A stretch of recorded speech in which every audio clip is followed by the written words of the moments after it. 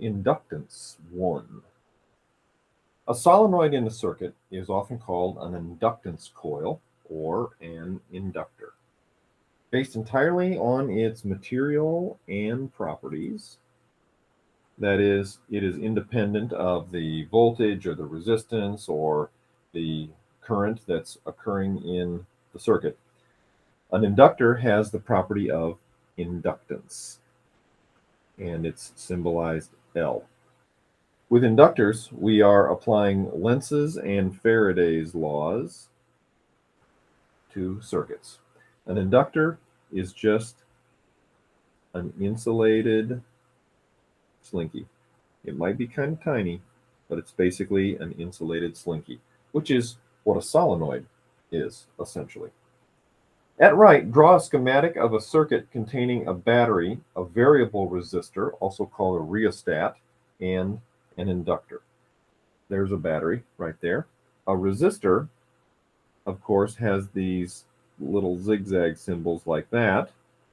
But a variable resistor means we can change the resistance. And the symbol we put for that is we put an arrow kind of at an angle like that. One example of a variable resistor or a rheostat that you might be familiar with is a dimmer switch in a house. Whenever there's a light switch that you can rotate or lift up and down to various degrees, and it will brighten or dim the lights. That's basically what we're talking about here.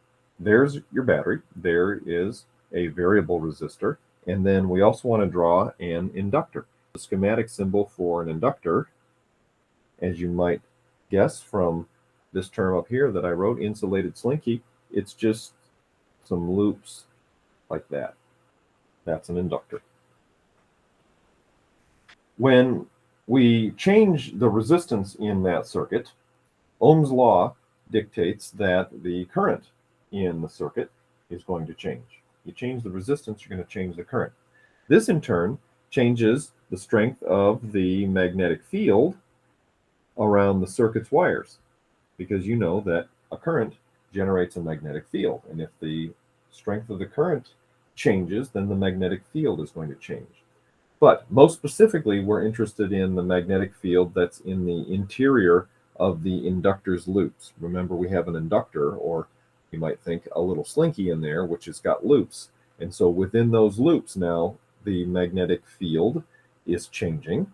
And if the magnetic field is changing within those loops, that means that the amount of magnetic flux through the inductor's loops will change. This means, according to Faraday's law, that we will induce a voltage, also called an EMF, in the inductor, which, according to Lenz's law, will unsuccessfully act to resist the change in flux.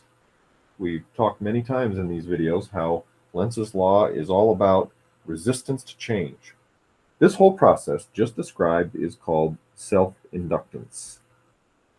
Basically, what inductors do is they try, again unsuccessfully, to prevent whatever existing current there is from changing. That is the entire meaning of existence for an inductor. It is all about wanting to prevent change. At first connection, T equals 0, an inductor acts like an insulator. At T equals infinity, it acts like an ordinary wire, assuming the current isn't changing. You can see how this behavior is exactly opposite to how a capacitor behaves. At the first moment of connection, a capacitor is more like an ordinary wire, and once it's fully charged, it acts like an insulator. Inductors act just opposite to that. We'll do a few examples here, and we want to identify what's going to be happening with the induced EMF within each inductor. Here are our choices. The EMF that is induced will point towards the top of the page, towards the bottom of the page, or the induced EMF will be 0.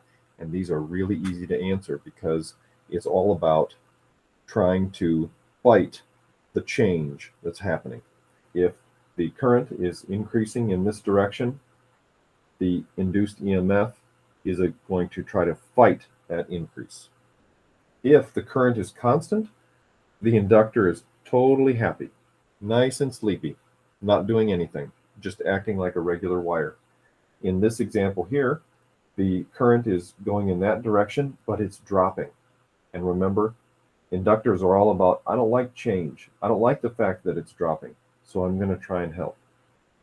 Obviously, we're personifying here, but it's very helpful in order to get the right answer whenever we're figuring out which way an induced EMF acts in an inductor. Let's do 3 more. Whenever the current is constant, the inductor is a happy camper, nice and sleepy. Letter E, the current is increasing in that direction. Nature doesn't like change. We're going to fight that increase. Last one, current is moving in that direction, but it's dropping. And an inductor says, I don't like it dropping. I'm going to try and help.